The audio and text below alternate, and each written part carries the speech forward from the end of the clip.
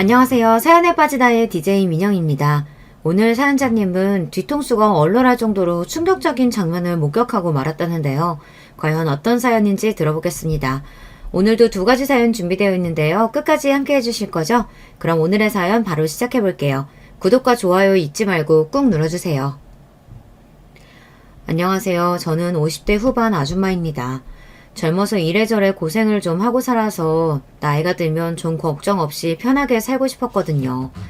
그런데 환갑을 바라보는 나이에도 젊을 때랑 전혀 변한 거 없이 참 피곤하게 힘드네요. 저는 결혼 전에는 친정부모님의 가난 때문에 힘들었고 결혼 후에는 시부모님 시집살이에 힘들었습니다.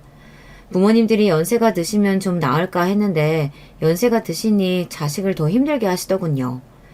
그런데다가 딸까지 손녀를 낳아서 오히려 저는 2배로 더 바빠졌어요. 큰딸이랑 사이가 둘 다 승무원이에요. 둘이 육아휴직을 번갈아 쓰면서 애를 본다고 해도 부모 입장에는 영 미덥지 않다 보니 제가 수시로 딸네 집에 가서 도와줘야 했습니다. 그런데 얼마 전에 딸아이가 저녁을 같이 먹다 저에게 조심스레 이야기하더군요. 엄마, 김서방 석 달 있으면 육아휴직도 끝나서 슬슬 어린이집 알아보려고 하는데 아무래도 우리 동네 어린이집보다 엄마네 아파트 단지의 어린이집이 낫겠지? 제가 제 속으로 낳은 자식인데 그 속을 모를 리가 있나요? 딸은 은근슬쩍 저에게 아이를 봐줄 수 있는지 떠보는 거였습니다. 그래, 엄마네 근처로 구하면 엄마가 왔다 갔다가 하면서 봐줄 수 있으니까 좋지.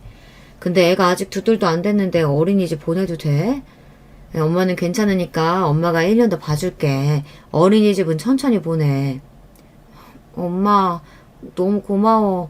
안 그래도 어린이집 보내는 문제로 김서방이랑 싸워서 속상했는데 엄마 덕분에 살았다. 워낙 똑부러지고 독한 딸이라 큰애가 우는 건 어릴 때 이후로 본 적이 없는데 애 낳고 마음고생을 하기는 했는지 애가 고맙다고 울더라고요. 그 모습을 보니 저도 모르게 눈시울이 붉어졌습니다. 애 낳으면 원래 부부끼리 싸울 일이 많아.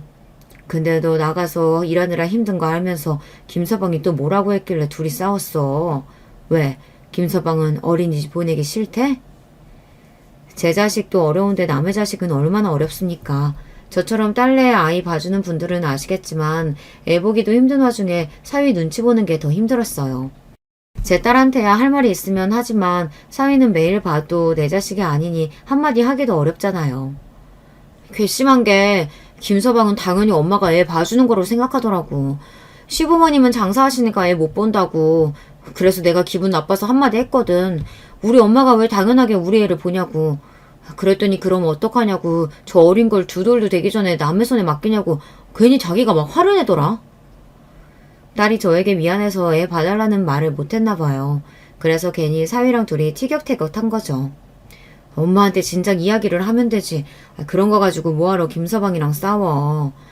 엄마랑 아빠 평생 싸우고 사는 거 보고 자라서 지겹다며. 너라도 남편이랑 싸우지 말고 잘 살아. 엄마 뻔히 힘든 거 아는데 내 자식까지 맡기기 미안해서 그렇지. 딸은 저에게 손녀를 봐달라고 말하는 게 많이 미안한지 고개를 못 들더라고요. 저는 오히려 그런 딸이 안쓰러워서 괜찮다고 걱정하지 말라고 했습니다. 제가 다 키워준다고요. 엄마 고마워. 나랑 김서방이 앞으로 엄마한테 정말 잘할게. 됐어. 엄마는 너랑 김서방만 안 싸우고 알콩달콩 살면 그거로 좋게. 너는 절대 엄마처럼 살지 마. 알았지? 제 말은 진심이었습니다. 제가 자식들에게 해줄 수 있는 거라고는 고작 애 봐주는 거 정도밖에 없었지만 그거라도 자식들에게 도움이 된다면 기꺼이 해주고 싶었어요. 사실 큰딸이 저에겐 좀 아픈 손가락이에요. 큰애라 그런지 자기 속내를 솔직하게 이야기하지도 않고 힘든 일은 항상 본인이 떠안으려고 합니다. 그래서 저도 큰딸이 좀 어려워요. 결혼하기 전에는 더 그랬는데 그나마 아이 낳고 육아휴직 하면서 1년 동안 매일 붙어있다 보니 그래도 엄마인 제가 의지가 좀 되기는 하는지 딸도 저에게 힘들다고 말도 하고 사위 욕도 하고 하더라고요. 남들은 자식이 그러면 귀찮다고 하는데 저는 은근 기분이 좋았어요. 사실 큰딸이 소년 낳기 전에는 저와 사이가 썩 좋지 않았거든요. 둘째 딸이나 막내하고는 그렇지 않은데 이상하게 큰애랑 둘이 있으면 그렇게 싸웠어요. 첫애라 저도 못 모를 때 낳아서 키우느라 실수도 많이 하고 애를 고생시키기는 했지만 그래도 그렇지 애가 무뚝뚝해도 너무 무뚝뚝해요. 사춘기가 심하게 와서는 제가 가깝게 지내려고 노력해도 애가 자꾸 밀어내더라고요. 더군다나 제 속으로 낳은 자식인데도 저랑 뭐 하나 비슷한 게 없어요. 성격이나 취향, 취미, 심지어 식성까지 저보다 남편을 많이 닮았습니다. 저는 그냥 눈에 보이는 대로 너는 아빠를 많이 닮았다고 이야기한 건데 큰딸은 제가 말만 해도 과민하게 반응했습니다. 네 생일이라 오랜만에 나가서 외식 좀 하려고 했더니만 너는 어쩜 입맛까지 네 아빠를 닮아서 기껏 생일날 추어탕을 끓여달래. 제 속으로 나왔지만 참 희한해요. 저는 추어탕이니 청국장이니 냄새나는 음식은 입에도 안 되는데 애 셋 중에서 유독 큰딸만 그런 음식을 좋아해요. 애들이라면 환장하는 피자나 치킨보다 순댓국이니 국밥이니 이런 걸 덜 좋아했어요. 나가서 먹는 것도 별로 안 좋아하고요. 내 생일이라 먹고 싶은 거 있으면 말하라고 해서 말한 건데 기껏 말했더니 왜 또 아빠까지 끌어들이면서 뭐라고 해. 해주겠다는 거야 말겠다는 거야. 평상시엔 말도 없고 무뚝뚝한 애가 자기 아빠 이야기만 하면 유독 더 예민하게 굴었습니다. 심지어 제가 별뜻 없이 남편 이야기를 해도 듣고 싶어 하지 않았어요. 큰딸이 20살이 되자마자 독립해서 나가 살았어요. 중학교 때부터 자기는 대학 가면 무조건 나가 살 거라고 노래를 부르더니만 정말로 대학 입학하자마자 나가더라고요. 공부하느라 바빴을 텐데도 혼자 틈틈이 아르바이트해서 월세 보증금을 모아뒀더라고요. 솔직한 마음은 저나 남편이나 큰딸을 내보내고 싶지 않았지만 큰딸 마음이 워낙 강경해서 말릴 수가 없었어요. 한편으로는 딸이 이해가 됐거든요. 이 지긋지긋한 집구석 얼마나 나가고 싶으면 그랬을까 싶어서요. 당시에 집도 좁은데 한 달의 절반을 시부모님이 와 계셨기에 애들이 힘들어하긴 했어요. 더군다나 시부모님이 집에 오실 때마다 저에게 시집살이 시키는 걸 자식들이 매번 보다 보니 저보다 더 스트레스를 받는 것 같더라고요. 저도 제 자식들이 힘들어하는 거 보기 싫죠. 더군다나 시부모님께 시집살이 당하는 건 더 싫고요. 하지만 그 당시엔 제가 할 수 있는 일이 없었어요. 시부모님이 지방에 사셨는데 두 분 다 연세가 들어서 둘이 살기 힘들다는 핑계로 한 달에 반은 우리 집에 또 반은 동선에서 보내셨거든요. 애도 많고 집이 좁아서 싫다고 하고 싶어도 제가 말 한마디 할 수 없었던 게 제가 조금만 시부모님께 싫은 티를 내면 남편이 난리를 쳤습니다. 결혼 전에 알았어야 했는데 제가 평생 이러고 살 줄은 꿈에도 몰랐어요.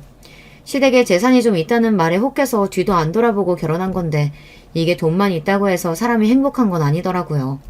심지어 재산이라고 해봐야 시부모님이 손에 꼭 쥐고 계시니 시부모님이 아무리 재산이 많다고 해도 저나 남편은 빈털털이었어요. 남편은 전기회사에 다니는 기술자예요. 기술이 있어서 회사에서 잘릴 일은 없었지만 월급이 쥐꼬리라 남편 월급 가지고 애새 키우기는 항상 빠듯했습니다. 제가 애새 키우면서 아르바이트를 하지 않으면 집안이 돌아가질 않았어요. 시댁은 대대로 재산이 많은 집이라 대궐 같은 기와집에다가 그 집 근처에 있는 땅이랑 산이 다 시아버지 거예요. 남편은 시부모님이 돌아가시면 그 재산 다 장남인 본인에게 올 거라고 기대하면서 시부모님 말이라면 항상 덜덜했습니다. 하지만 제 생각은 달랐어요. 남편이 장남이긴 해도 남편 밑에 시동생보다는 사람이 좀 모자라요. 직장도 시동생보다 변변찮고 저도 동서에 비하면 잘난 게 하나도 없습니다. 시부모님도 항상 저희네와 동서네를 비교하시는데 은연중에 동서와 시동생을 더 챙기시고 예뻐하시는 게 제 눈에는 보여요. 아무것도 모르는 남편은 시동생에게 지지 않기 위해 부단히도 노력합니다. 그 덕분에 저와 동서만 매번 시부모님 시중을 들어야 했죠. 시부모님은 그리 의리한 집을 놔두고도 항상 좁은 아들네 집에 와서 며느리들의 시중을 들게 하셨어요. 말은 본인들이 연세가 들어서 밥도 못 해먹을 정도로 힘들어서라고 하지만 우리 집에 와서 저한테 잔소리 하실 때 보면 아주 힘이 넘치세요. 그때가 20년이 지났는데도 시부모님의 잔소리는 아직도 또렷하게 기억이 나요. 항상 동서랑 비교하시면서 제가 차려준 밥상을 한 번도 맛있다고 한 적이 없어요. 이래서 집안의 맏며느리는 잘 들어와야 하는 건데 애미가 워낙 없는 집에서 자라서 그런가? 애미 너는 왜 그렇게 손이 작냐? 식구가 몇인데 고기를 이것밖에 안 했어? 부자면 뭐래요. 매달 며느리 집에 와서 지내시면서도 그 흔한 용돈 한 번 안 주는데 남편 월급 가지고 애들 키우면서 한 달에 절반씩 시부모님까지 모신다는 게 현실적으로 가능하지가 않아요. 그런데도 시부모님은 매번 제가 차린 밥상 가지고 저를 나무라셨습니다. 그러게 둘째네랑 이렇게 차이가 나네. 작은애는 확실히 친정이 잘 살아서 그런가 애가 상 차리는 것부터 집안 살림하는 것까지 얼마나 야무진지 몰라. 음식도 간이 딱딱 맞는다니까. 근데 너는 친정에서 뭘 배웠길래 시부모님 드시는데 반찬이 이렇게 부실하냐? 그러게, 어머니 아버지 오셨는데 당신은 반찬이 이게 뭐야. 내일은 신경 좀 더 써. 아버지 어머니, 제가 내일은 퇴근하고 오면서 닭이라도 몇 마리 튀겨올 테니까 오늘만 그냥 좀 드세요. 매일 듣는 잔소리라 이골이 날 지경인데도 항상 옆에서 거드는 남편 때문에 더 미웠습니다.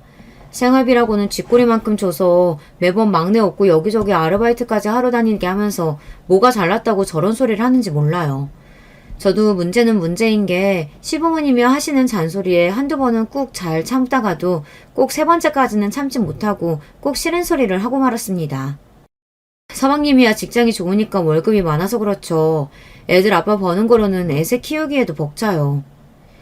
말해봐야 어차피 소용없다는 걸 알면서도 저는 저도 모르게 꼭 말을 해서 한 소리를 더 들었습니다. 어머, 얘 시부모님 앞에서 말하는 것 좀 봐. 너 지금 우리 앞에서 내 아들 능력 없다고 무시하는 거니? 너는 어쩜 맏며느리라는 애가 그렇게 생각이 없냐? 아이고, 내가 살다 이제 별꼴을 다 본다. 이제 내가 죽을 때가 됐나 보다. 며느리가 시아버지 앞에서 아들 자신 욕하는 거나 듣고 있고. 아버지, 무슨 소리를 그렇게 하세요. 저희가 잘못했어요. 당신 빨리 어머니 아버지께 사과 안 해? 남편은 저에게 빨리 잘못했다고 빌라고 난리였습니다. 저는 한숨이 절로 나왔어요. 하루 종일 시부모님 밥상 차리고 청소하고 빨래까지 해다 바치면서 이제는 말 한마디 했다고 빌기까지 하라네요. 그때였어요. 전혀 생각지도 못한 일이 벌어졌습니다. 할머니, 할아버지, 우리 엄마가 해주는 밥 맛 없으면 우리 집에 안 오면 되지. 왜 자꾸 와서 우리 엄마 힘들게 만들어요? 안 그래도 우리 엄마 아빠랑 사느라 힘들어하는데 할머니, 할아버지까지 우리 엄마 괴롭혀서 우리 엄마 이제 아예 집 나가버리면 할머니, 할아버지가 책임질 거예요? 당시에 중학생이던 큰애가 나서서 시부모님께 소리를 지르더라고요. 저는 놀라서 큰애에게 왜 그러냐고 방에 들어가라고 했습니다. 그런데도 딸은 씩씩거리면서 시부모님을 노려봤어요. 뭐야? 이 기집애가? 어디 감히 되바라지게 어른들이라 끼어들어? 예미 너는 대체 딸려 교육을 어떻게 시켰길래 애가 이런 말을 하게 만들어? 너 설마 애들 앞에서 집 나간다는 소리도 하니? 아니에요, 어머님. 제가 집을 나가긴 왜 나가요? 그런 거 아니에요. 애가 괜히 어른들끼리 큰 소리 내니까 놀라서 그런가 봐요. 제가 단단히 주의 줄게요. 저야 이미 시부모님께 예쁨 받기는 이미 글렀지만 그래도 손주들이라면 끔찍하게 생각하시는 분들인데 괜히 저 때문에 큰애까지 시부모님 눈밖에는 나게 하고 싶지는 않았어요. 그래도 큰애는 공부 잘한다고 시부모님이 예뻐해 주시고 용돈도 주고 하셨는데 괜히 미움받아봐야 좋을 게 없으니 저는 나서서 주의 주겠다고 했습니다. 그런데 그때 큰애가 굳이 안 해도 될 말을 하고 말았어요. 엄마가 뭘 잘못한 게 있다고 자꾸 죄인처럼 굴어. 우리 집에서 죄인은 아빠잖아. 할머니, 할아버지, 아빠 바람 피웠어. 바람 피우다가 우리한테 걸렸다고. 혼나도 아빠가 혼나야지 왜 자꾸 엄마한테 그래? 저는 순간 가슴이 철렁 내려앉는 것만 같았습니다. 안 그래도 시아버지께서 항상 남편을 시동생이랑 비교하시면서 가장구실 못하는 못난 놈 취급하는데 바람을 피웠다는 사실까지 알게 되셨으니 더 한심하게 생각하실 게 뻔했어요. 뭐 바람? 아이고, 못난 놈이 하다하다 이제 바람까지 피워? 내가 죽어야지. 아이고, 당신 뭐해? 당장 짐 싸. 내가 다시는 너희 집에 오나 봐라. 아버지 아니에요. 제가 무슨 바람을 피웠다고. 애가 괜히 뭘 몰라서 하는 소리예요. 시간도 늦었는데 그냥 주무시고 가세요. 됐다. 너는 나이만 처먹었지 어릴 때랑 달라진 게 하나도 없다. 우린 당장 둘째 내로 갈 테니까 얼른 택시 불러. 그날 밤 시부모님은 곧장 짐을 싸서 그대로 동선의 집으로 가버리셨습니다. 택시에 올라타면서 시어머니께서 저를 쏘아보시는데 손발이 다 저리더군요. 잘한다. 왜? 아예 동네방네 스피커에 대고 소리라도 지르지? 내 남편 바람났다고. 평소 같았으면 저도 안 그래도 동네 사람들이 다 안다고 바로 말대꾸를 했겠지만 그날은 그럴 힘도 없었어요. 제가 그때까지 힘겹게 참고 산 세월이 한순간에 와장창 무너지는 것 같더라고요.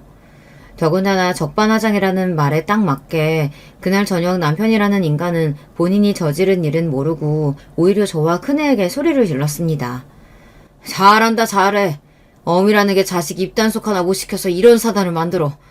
이제 다시는 우리 집에 안 오신다는데 이러다가 아버지 재산 다 재영이 놈한테 가면 당신이 책임질 거야? 바람은 네가 피워놓고 내가 그걸 왜 책임져?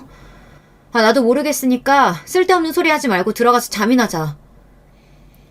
안 그래도 속 시끄러워서 죽겠는데 남편까지 자꾸 짜증나는 소리를 하니 머리가 터질 것만 같았습니다. 더군다나 문제는 거기서 끝이 아니었다는 거예요. 다음날 오후 동서에게 연락이 왔는데 저는 더 황당한 일을 겪었습니다. 오랜만에 전화를 건 동서가 제게 따지듯 말을 하는데 기가 막히더군요. 형님은 이번 주까지 아버님 어머님 모시기로 하셨으면 약속을 지키셨어야죠. 연락도 없이 그냥 가시라고 하면 어떡해요. 제가 어젯밤부터 얼마나 고생했는 줄 아세요? 물론 제가 동서였어도 연락도 없이 갑자기 시부모님이 들이닥쳤으니 화가 날 만합니다. 하지만 동서도 어제 우리 집에서 있었던 일을 이미 다 들었을 텐데 저에게 따지듯 이야기를 하니 기분이 좋지는 않더군요. 우리도 어제는 일이 많아서 내가 미처 동서한테 연락을 못했네. 미안해. 근데 동서도 어머님 아버님 성격 알잖아. 우리가 말린다고 안 가실 분들인가? 그러게 자식 단속을 하셨었어야죠. 애가 할머니 할아버지 앞에서 그런 소리까지 하게 하시면 어떡해요? 암튼 수정이 걔도 진짜 애가 참 독해요. 자기 아버지 바람 피웠다는 소리를 어떻게 표정 하나 안 변하고 그렇게 독하게 어른들 앞에서 한대요? 저를 무시하고 저를 함부로 대하는 건 상관없어요. 시댁에서 항상 제가 당하던 일이니까요. 하지만 제 자식까지 저랑 같은 취급을 하는 건 아무리 어리석은 저라도 참을 수가 없었습니다. 동서가 뭘 한다고 우리 수정이에 대해 떠들어? 우리 수정이가 얼마나 속상했으면 그랬겠어.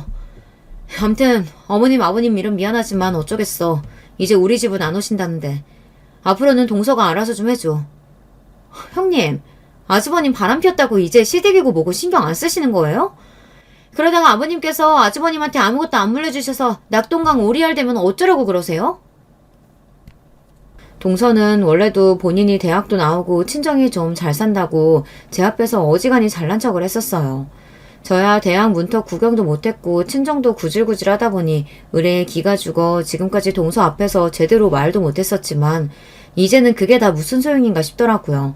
거지 같은 남편이랑 꾸역꾸역 참고 산 게 자식들 때문이었는데 자식들도 제가 참고 지질궁상으로 사는 건 싫다고 하니 저도 더는 참고 있을 필요가 없겠더라고요.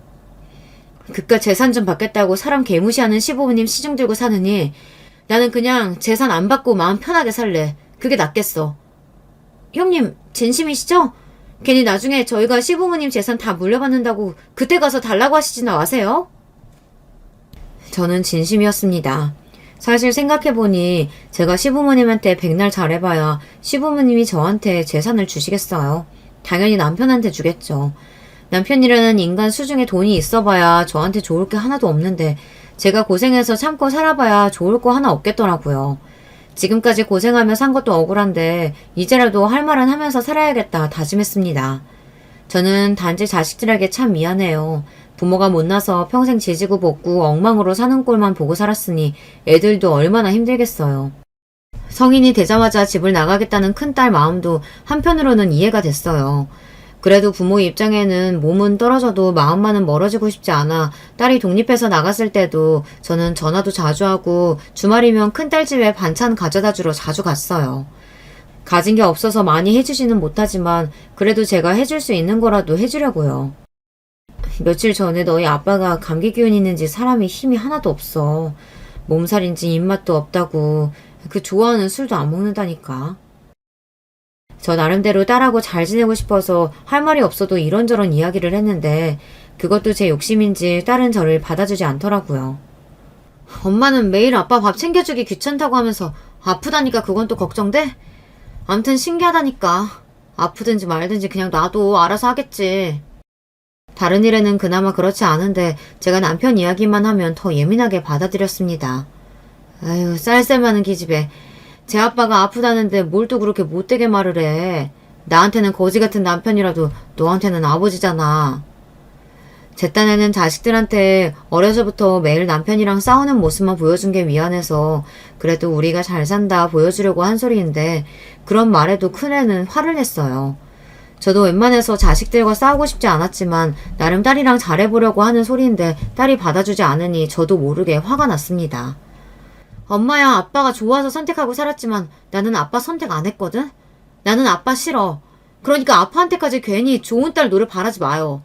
엄마가 자꾸 그러면 엄마까지 불편해. 어릴 때는 몰랐는데 애가 커가면서 제가 무슨 말만 하면 화를 내니 언제부턴가 큰딸이랑 대화하는 게 긴장됐습니다. 제가 큰딸 마음을 아예 모르지는 않는 게 큰딸은 제가 엄마로서 별로 좋지 않았을 거예요. 저는 저를 좋아하지 않는 딸이 불편했고요. 저에게는 딸 둘, 아들 하나가 있습니다. 큰딸이랑 둘째는 터울이 3살인데 막내 아들은 큰딸이랑 8살 터울이 나요. 그래서 막내 아들은 이제 군대 제대한 지 얼마 안 돼서 대학에 복학한 지 얼마 안 됐어요. 막내 아들은 어렸을 때 일이라 잘 모르겠지만 딸들은 아는 일이 하나 있습니다. 큰딸이 시부모님 앞에서 말한 대로 남편이 바람을 한번 폈어요.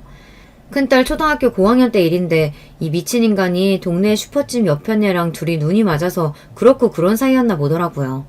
그 옆편네가 일찍 과부가 돼서 혼자였거든요. 남편이 퇴근길마다 그 슈퍼에 들러 몇 시간씩 머물다가 집에 오는 걸 동네 사람들이 다 알게 돼서 금방 소문이 퍼졌습니다. 그때가 제가 30대였는데 제 인생에서 성격이 제일 괄괄했을 때예요. 친정부모님은 매일 돈 없다고 나한테 손 벌리지 시부모님은 재산을 빌미로 매일 집에 와서 시집살이를 시킬 때라 저도 항상 화가 나 있었을 때였거든요. 지금 같았으면 안 그랬겠지만 그때는 남편이 그러고 다닌다는 이야기를 남에게 듣는 게 더 싫어서 잠시 이성을 잃었습니다. 남편이 개차반이면 저라도 정신을 차렸어야 했는데 저마저도 정신줄을 놓는 바람에 아이들 앞에서 실수를 하고 말았어요. 저는 남편이 퇴근하는 시간에 맞춰 애들을 데리고 슈퍼로 향했습니다. 막내를 등에 업고 큰애랑 둘째를 양손에 잡고 슈퍼로 갔어요. 그런데 그 년놈들이 함께 있는 모습을 정면으로 마주치고 말았습니다. 사실 저는 남편이 슈퍼로 들어가기 전 잡아서 끌고 올 생각이었는데 이 인간이 그날따라 일찍 슈퍼집 옆편네를 만나러 갔는지 옷을 입으면서 슈퍼집 안쪽 쪽방에서 기어나오고 있더라고요. 그 모습을 두 딸이 그대로 목격하고 말았죠. 그 당시에는 자식이고 뭐고 보이지 않아 흥분한 저는 남편에게 달려들어 머리채를 잡았습니다. 이 미친 인간이 돌아도 단단히 돌았지. 어떻게 노란한 년이 없어서 동네 과부년이랑 붙어먹어. 네가 그러고도 인간이야? 아이, 이 옆편애가 미쳤나? 어디 감히 남편 머리채를 잡아? 이거 놓으라고! 네가 이렇게 드세게 구니까 내가 딴짓을 하지. 뭐야? 이 미친 인간.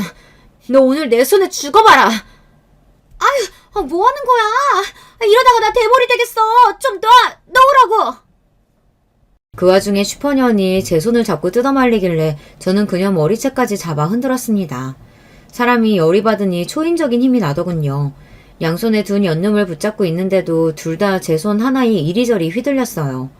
그런데 문제가 있었습니다. 제가 너무 흥분한 나머지 애들 생각은 못했었는데 애들이 많이 놀랐나 보더라고요. 제가 생각해도 그날 일은 딸들에게 너무 미안해요. 아들이야 너무 어려서 아무 기억도 못한다지만 두 딸들에게는 충격적인 일로 기억될 테니까요. 특히나 큰딸은 충격을 받아 그날 이후로 남편을 아버지라고 부르지도 않았어요. 심지어 저에게 남편과 헤어지라고까지 했습니다. 엄마는 도대체 아빠랑 왜 사는 거야? 동네 사람들이 아빠 바람난 거 다 아는데 쪽팔리지도 않아? 내가 쪽팔리긴 뭐가 쪽팔려. 바람 피우는 그 년놈들이 쪽팔릴 일이지. 아주 두 년놈들 다 그 자리에서 어디 하나 분질러 놨어야 했는데. 저도 저예요. 애가 뭘 한다고 애랑 그런 이야기까지 했는지 저도 속상한 마음에 딸한테 괜히 쏟아부었어요. 그러니까 그런 인간이랑 왜 사냐고. 우리는 상관없으니까 그냥 이혼해.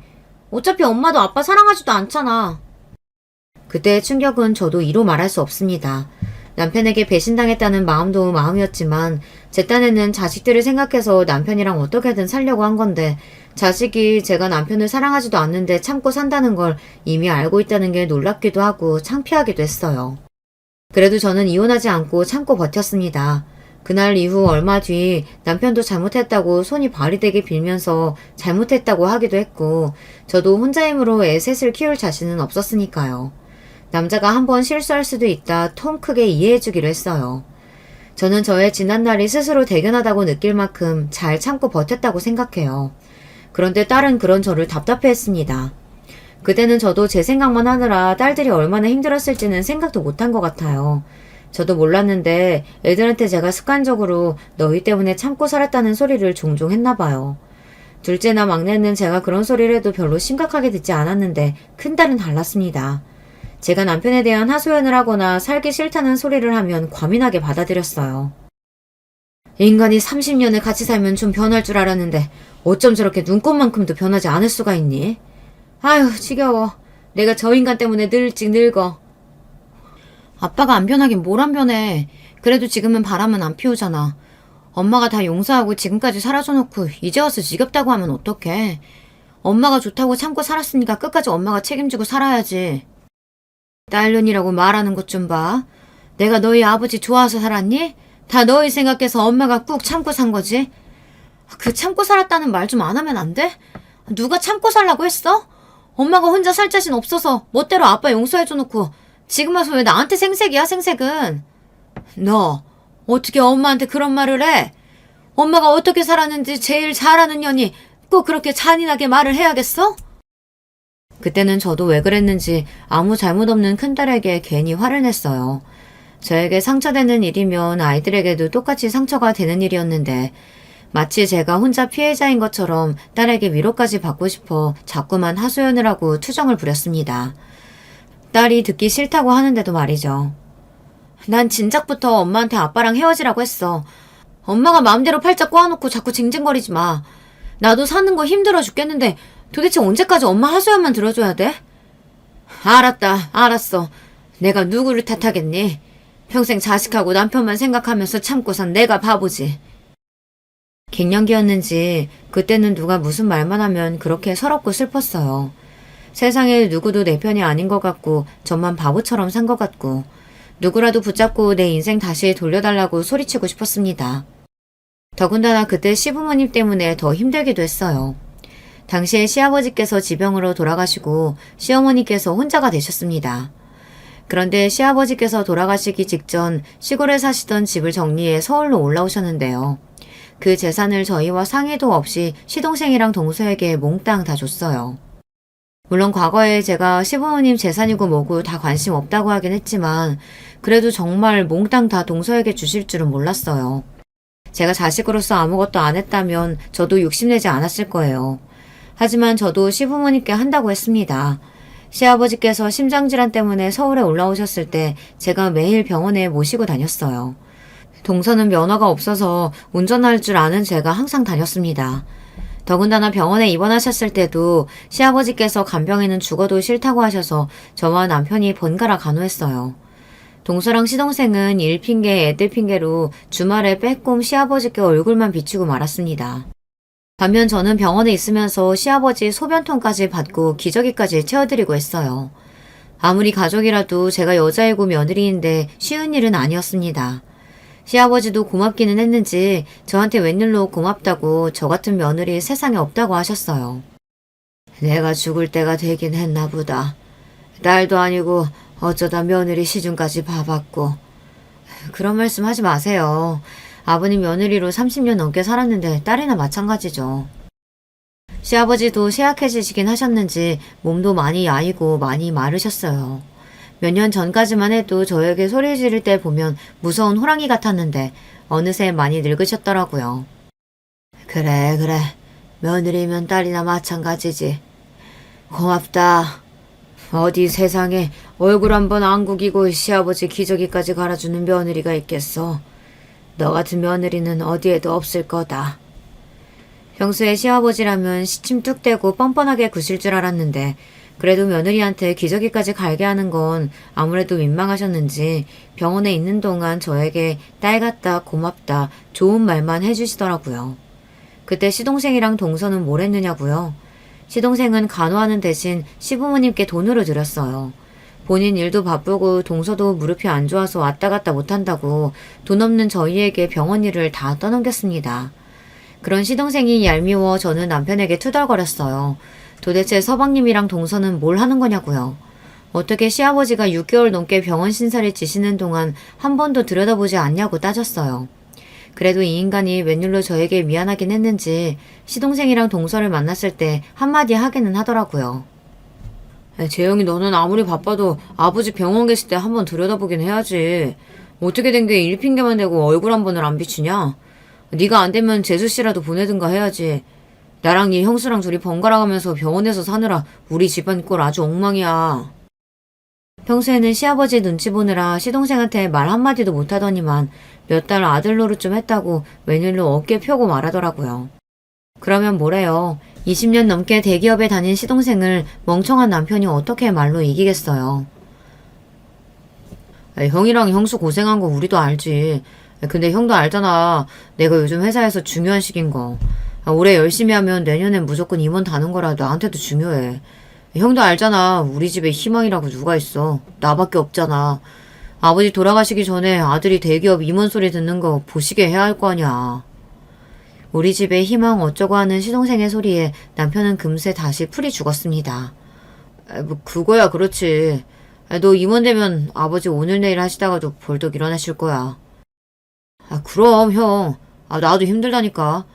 장남인 형이 잘 나가봐. 막내인 내가 이렇게 열심히 직장 생활할 필요가 뭐가 있냐고. 그래. 내가 능력이 없어서 우리 막내가 고생이 많다. 에이, 형은 뭘 또 그렇게까지 말해.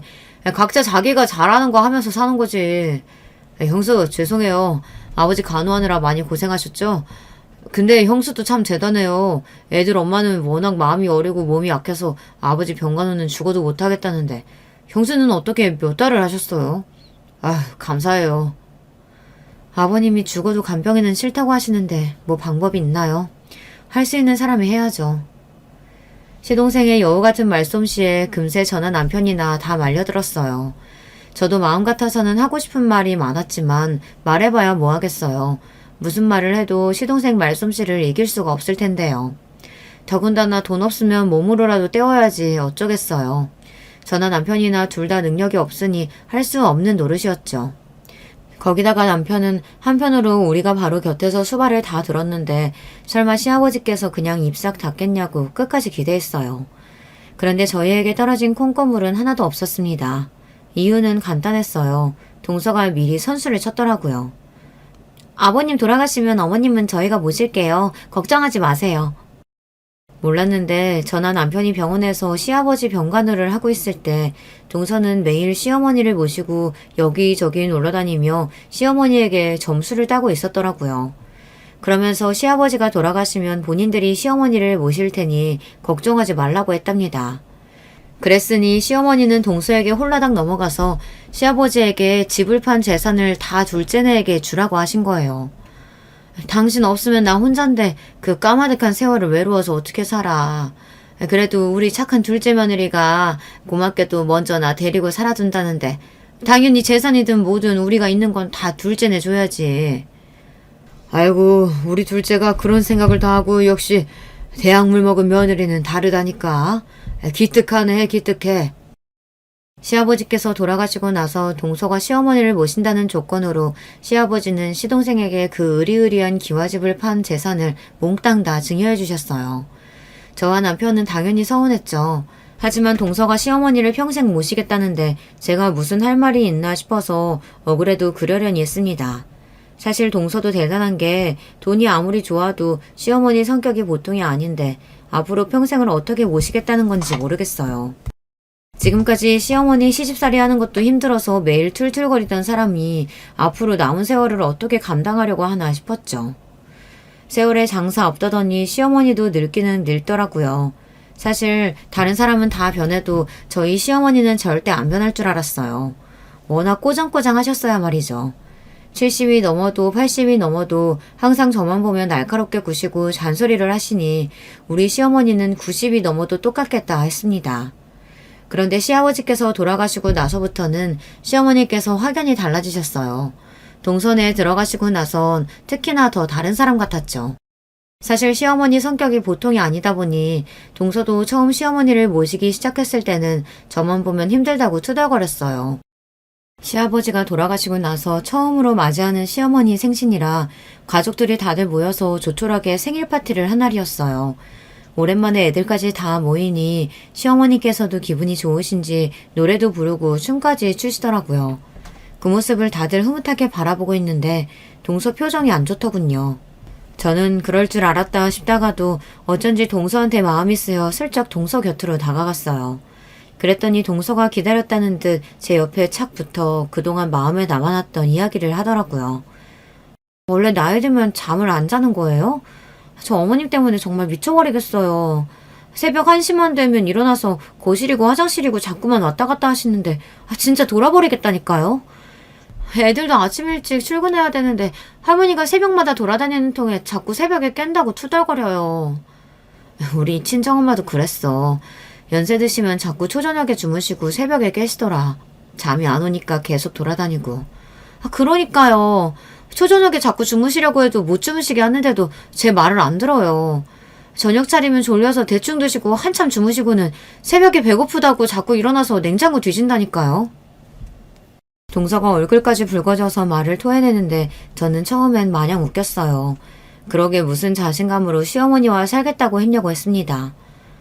어쩌겠어. 동서가 어머니 끝까지 책임진다고 했으니까 무슨 일이 있어도 참고 살아야지. 형님, 제가 고생한다니까 은근 기분 좋으신가 봐요? 동서는 제 말에 원망스럽다는 듯이 눈을 흘겼습니다. 아휴, 왜 괜히 나한테 시비야. 동서가 자신 있다고 그 많은 재산 다 가져갔으면 당연히 참고 살아야지. 그럼 어떡해. 사실 저는 동서 말대로 고소하기는 했습니다. 우리 어머니가 보통 성격도 아니고 모시고 사는데 쉬운 줄 알았어? 몰라요. 저는 형님이 제 마음 알아주실 줄 알고 이야기한 건데 아무튼 내 마음 아무도 모른다니까. 동서는 서운하다는 듯 콧방귀를 뀌고는 주방으로 들어가 버렸어요. 그 뒷모습을 보는데 동서가 어머니를 모시고 사는 게 힘들기는 힘든지 살이 많이 빠지기는 했더라고요. 그 후 1, 2년 동안도 시어머니랑 사는 게 힘들다고 매일 우는 소리를 하더니만 그래도 점차 참을만 한지 얼마 전부터는 별말 없었어요. 저는 이상해서 동서에게 물었습니다. 전에는 만날 때마다 어머니 때문에 힘들다고 우는 소리 하더니만 오늘은 조용하네. 안 그래도 어머니가 자꾸 잠을 안 주무시길래 낮에 문화센터도 모셔다 드리고 수영장도 다니고 했더니 전보다 피곤하신지 좀 주무시더라고요. 확실히 전보다는 나아졌어요. 동서가 확실히 머리가 좋은 사람이라 그런지 머리를 쓰긴 썼더군요. 시어머니를 바쁘게 만들었더니 확실히 잠이 늘었대요. 전처럼 새벽에 일어나 돌아다니시지 않으시니 동서가 덜 힘들다고 하더라고요. 신기하게 그 이후에 동서가 시어머니 욕을 딱 멈췄어요. 그리고 더 신기한 건 시어머니였습니다. 잠을 잘 주무신다고 하신 이후부터는 신기할 정도로 사람이 유순해졌더라고요. 말이 좋아 유순해진 거지 어딘가 힘도 없고 전보다 말수도 많이 줄었어요. 변한 시어머니가 신경 쓰이기는 했지만 동서도 시동생도 별말 없길래 저나 남편은 마냥 잘 지내시나 보다 했습니다. 그러던 어느 날이었어요. 상상도 못한 일이 벌어지고 말았습니다. 얼마 전부터 좀 이상한 일이 있었습니다. 시어머니께서 당뇨가 있어서 저랑 3달에 한 번 약을 타러 병원에 가요. 최근에 약을 탈 일이 있어서 시어머니를 모시고 병원에 가는데 시어머니가 좀 이상하더라고요. 동선의 집에서 병원까지 차로 20분밖에 안 걸리는데 그 사이에 잠이 드셨어요. 그러더니 병원에 도착해서 깨워도 일어나질 않으시더라고요. 제가 어깨를 흔드는데도 세상 모르고 주무셨어요. 저는 아무래도 이상해서 동서에게 전화를 걸었습니다. 병원에 도착했는데도 시어머니께서 일어나질 않는다고요. 그러자 동서가 하는 말이 요즘 시어머니께서 부쩍 잠이 많아지셔서 툭하면 낮잠을 잔다고 하더라고요. 저는 아무래도 이상해서 병원에 온 김에 의사에게 물어봐야겠다 싶었습니다. 아무래도 시어머니께서 당뇨가 있다 보니 혹시 당뇨 수치가 전보다 더 안 좋아졌나 신경이 쓰여서요. 시어머니를 간신히 깨워서 진료 시간에 맞춰 병원에 들어갔어요. 피검사랑 소변검사를 하고 진료실에 들어갔는데 의사 말이 당뇨 수치는 전에 왔을 때랑 별로 차이가 없다고 하더라고요. 약도 드시던 대로 그대로 먹으면 될 것 같다고요. 저는 걱정이 돼서 의사에게 물었습니다. 요즘 전보다 잠도 많이 주무시고 한번 주무시면 잘 깨지를 못하시는데 괜찮은 거냐고요. 그러자 의사 말이 자고 나서 피곤하지 않으시고 별다른 증상이 있는 게 아니면 괜찮다고 했어요. 물론 시어머니께 다른 증상이 있는 건 아니니 다행이다 싶었지만 제가 보기엔 전보다 말도 없어지시고 어딘가 가라앉아 보이는 게 좀 이상하긴 했다고 말씀드렸어요. 그러자 의사가 걱정되면 며칠 있다가 정밀 검사를 받아보라고 했습니다. 시어머니께서 연세가 있으니 점검 차원에서 검사를 받아보면 좋을 것 같다고요. 저도 그게 좋을 것 같아 다음 주로 병원 예약을 잡아놓고 시어머니를 동선에 모셔다 드리고 왔습니다. 그리고 한 주 뒤 병원에 가기 위해 시어머니를 모시러 동선회에 갔어요. 나 아직 아침 안 먹어서 둘째가 밥 차리고 있어. 큰애 너도 안 먹었으면 같이 먹자. 병원 예약 시간 얼마 안 남았는데 아직 식사 안 하셨어요? 벌써 10시가 넘었는데. 제가 알기론 시어머니는 오전 8시, 9시면 아침을 드시는 걸로 아는데 10시가 넘을 때까지 식사를 안 하셨다고 하더라고요. 저는 놀라서 아침을 차리고 있다는 동서를 찾아 주방으로 들어갔습니다. 그런데 제가 주방으로 들어가자 동서가 화들짝 놀라더니 어머니가 드실 밥에 뭔가 넣다가 놀라서 손에 있는 걸 허리 뒤로 빠르게 숨기더라고요. 저는 아무래도 이상해서 동서에게 다가갔습니다. 내가 병원 10시 예약이라고 했는데 어머님 아직도 아침 안 드셨어? 그게 사실은 어머님이 조금 전에 일어나셨어요. 제가 아무리 깨워도 안 일어나셔서 어머니 성격 아시잖아요. 배고프면 아무것도 못 하시는 거. 좀 늦어도 아침은 드시고 가셔야 할 것 같아요. 어머, 형님 뭐 하시는 거예요? 동서가 뭔가 숨기는 듯한 얼굴로 제 눈도 마주치지 못하며 말을 웅얼거렸습니다. 저는 아무래도 이상해서 저는 동서의 등 뒤로 다가가 허리춤에 숨긴 물건을 낚아챘습니다. 그러자 동서가 어쩔 줄 몰라 하더니 제가 뺏은 물건을 다시 뺏기 위해 저에게 달려들더군요. 동서의 행동에 놀란 저는 황급히 손에 들고 있던 물건을 확인했습니다. 그런데 작은 통에 가루로 된 약이 들어있더라고요. 동서 왜 이래? 도대체 어머니 밥에다가 뭘 넣었길래 그러는 거야? 이거 뭐야? 형님, 그게 뭐냐면요.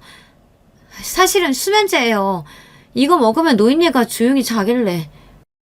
동서의 말에 저는 놀라서 입을 다물지 못했습니다.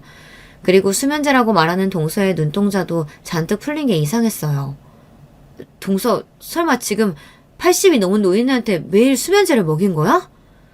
저는 너무 황당해서 말도 제대로 안 나오는데 동서는 뻔뻔하게 짝이 없더라고요. 80 넘었으면 이제 살 만큼 사셨잖아요. 어차피 매일 약으로 연명하는 인생인데 그깟 수면제 좀 먹으면 어때요? 순간 저는 온몸에 소름이 돋았습니다.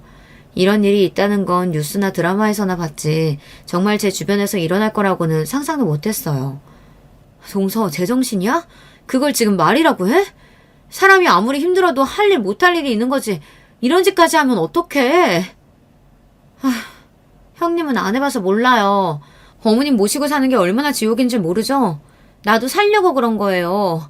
그러니까 제발 애들 아빠랑 아주버님한테는 비밀로 해주세요. 제 손까지 잡고 동서가 비는데 순간 저는 겁이 덜컥 났습니다. 지금이라도 제가 알아서 다행이지 혹여 시어머니 건강에 문제라도 생겼으면 어쩔 뻔했어요. 저는 동서의 손을 뿌리치고 그대로 집을 나왔습니다.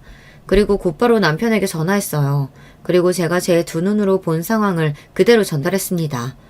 그리고 다음날 남편과 제가 동선의 집으로 갔습니다.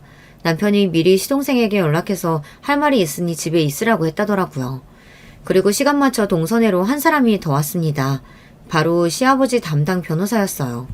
살아생전 시아버지의 재산 관련 업무를 해주셨던 분이죠. 둘째 며느님께서 저는 어머니를 부양할 수 있는 상황이 아니라는 사실이 명확하기에 지금 현 시간부로 어머님은 큰아드님 댁으로 모시겠습니다. 그리고 어머님을 모시는 조건으로 받았던 재산은 그대로 큰아드님과 며느님께 넘어간다는 사실을 알려드립니다. 말도 안 돼. 그깟 수면제 좀 한번 먹였다고 어머니를 뺏어가? 김 변호사, 내 말 좀 잘 들어봐요. 애엄마가 일부러 수면제를 준 게 아니라 어머니가 잠을 못 주무셔서 드린 거라니까? 말도 안 되는 소리. 우리가 다 알아보고 왔어. 그 수면제 재수씨가 정신과에서 처방받은 거라던데 본인이 처방받은 수면제를 연세도 많은 분한테 그것도 수시로 먹이면 어쩌자는 건데? 지금 당장 어머니 모시고 가서 검사할 거야. 갑자기 이렇게 말도 어눌해 주시고 자꾸 맥을 못 추고 주무시는 게 수면제 부작용이래. 시어머니의 신변이 걸린 일이다 보니 변호사가 병원 측에 요청해서 수면제를 어떻게 처방받았는지 알아왔어요. 그런데 동서가 1년 전부터 정신과에서 진료를 받았더군요. 둘째 며느님께서 정신과에서 우울증 진단까지 받으신 상태라 어머님을 모시기엔 어려운 상황이신 것 같네요. 둘째 아드님이 따로 어머니를 부양하실 게 아니라면 예정대로 큰아드님 댁으로 모시겠습니다. 말도 안 돼. 어머님은 저랑 사실 거죠? 그쵸? 그 와중에도 시어머니는 아직도 잠에 취해서 저희가 무슨 소리를 하는 줄도 모르셨어요. 이거 봐. 도대체 수면제를 얼마나 먹였길래 우리 엄마를 저 지경으로 만든 거야? 재영이 너 이 새끼. 네 마누라가 어머니 이렇게 만드는 동안 너는 뭐하고 있었냐? 남편은 시동생의 멱살을 잡았습니다. 그 와중에도 동생과 시동생은 어머니를 끝까지 모시겠다고 소리쳤지만 그럴 수가 없었습니다. 시아버지께서 돌아가시기 전 유언장에 이미 다 정리를 해놓으셨더라고요.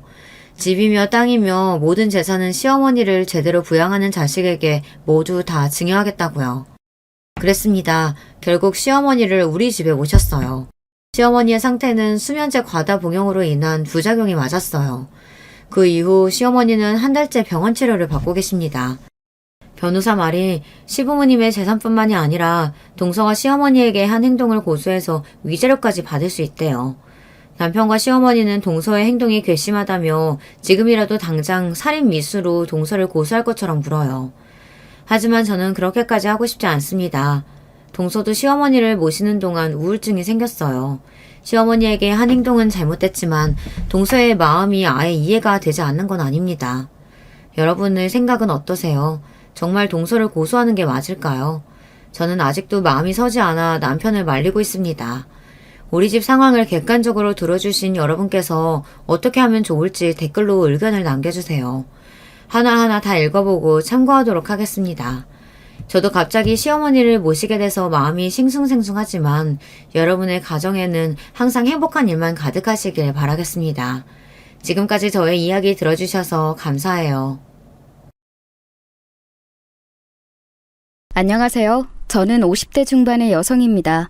저의 남편은 10년 전에 세상을 떠났습니다. 그리고 저는 남편과의 사이에서 낳은 아들 하나를 키우면서 살고 있습니다. 그 아들이 올해 말에 결혼을 합니다. 이제 아들도 결혼을 시킬 때가 되었고 저도 남편에게 해묵은 감정을 털어버리고 싶어서 이렇게 사연을 보내게 되었습니다. 제가 남편을 왜 미워하게 되었는지 그리고 하나뿐인 아들을 어떻게 애지중지하면서 키우게 되었는지 그 내용이 궁금하지 않으신가요? 그렇다면 오늘 제 사연 끝까지 잘 들어주시길 바랄게요. 저는 가난한 시골의 농부의 딸로 태어났습니다. 제 위로 오빠가 하나 있고 밑으로는 남동생이 있었습니다.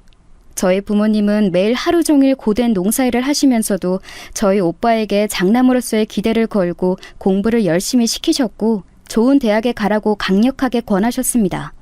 오빠는 고등학교 때까지는 부모님의 기대에 조금 부응을 하는 척했는데 서울에 있는 대학에 들어가자마자 학생운동에 뛰어들어 부모님의 기대를 저버렸습니다.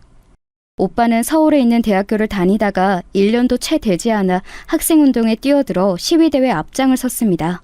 그러니 어떻게 되었겠어요. 80년대에는 학생운동에 관련되기만 해도 경찰서에 쥐도 새도 모르게 잡혀가잖아요. 그 후로도 오빠는 밥 먹듯이 경찰서에 드나들기 시작했습니다. 그런 오빠에게 아버지는 천하의 불효자식이라고 화를 내시고는 등을 돌리셨습니다. 그런 놈은 내 아들이 아니야. 이제 난 아들 하나뿐인 거야. 당신도 그 놈은 잊어버리고 막내한테나 신경 써. 그러나 어머니는 오빠를 참아 버리겠다는 말을 하실 순 없었어요. 어머니에게는 눈물로 키운 장남이었던 거지요. 그래서 오빠가 구치소에 들어가 있는 동안 매주 일요일마다 오빠를 면회하러 다녀오셨습니다. 그래도 그 애를 버릴 수는 없어요. 지금은 제정신이 아니라서 저러고 다니지만 정신만 차리면 제대로 된 생활을 하게 될 거예요. 난 그 애를 버릴 수는 없어요. 제 아버지는 그런 오빠와 어머니에게 실망하셨고 그 후부터는 제 막내 동생에게 집착하기 시작하셨죠. 아버지는 막내가 오빠보다 더 좋은 대학에 가길 원했지만 그 애는 오빠보다 머리가 좋지는 않아서 그런지 그러지 못했습니다. 막내 동생은 부모님의 강압에 못 이겨 나름대로 열심히 공부를 하긴 했지만 겨우 지방에 있는 국립대학교를 간당간당한 성적으로 졸업했습니다. 그리고는 적당한 기업체에 들어갔습니다. 그러나 오빠와 남동생 사이에 있는 저한테는 아버지도 어머니도 그 누구도 신경 써주지 않았습니다. 딸이라는 이유로 저는 어릴 적부터 혼자서 모든 일을 해결해왔고 부모님의 도움 없이 고등학교까지 무사히 나왔습니다. 그런데 대학을 가려고 준비 중이었던 저에게 아버지는 청천벽력 같은 말씀을 하시는 것이었습니다. 기집애가 대학 나와서 못해다 써. 너는 어디 공장이라도 들어가. 그래서 네 오빠 등록금이나 벌어다 주고 적당한 나이가 되면 시집갈 생각이나 해라. 저희 부모님은 옛날 분들이라서 여자가 공부해봤자 말만 안 듣지 아무 쓸모가 없다고 하시면서 제가 대학 가는 걸 반대하셨습니다. 저는 여자라는 이유로 대학을 못 가게 하는 아버지에게 서운하고 억울해서 대들었지만 아버지는 눈 한 번 깜빡하지 않으셨습니다. 아버지, 저도 대학에 가고 싶어요. 오빠랑 동생한테는 다 등록금 대주고 할 거면서 왜 나만 차별해요? 제가 딸이라서 공부할 필요조차 없다는 건 너무하잖아요. 다 같은 자식인데 왜 저만 대학 못 가고 공장에 들어가야 되는 거예요? 시끄럽다. 너는 기집애고 시집 가면 끝이잖아. 시집 귀신이 될 애한테 무슨 등록금을 써? 자식 새끼 대학 보내는데 돈이 한두 푼 드는 줄 알아?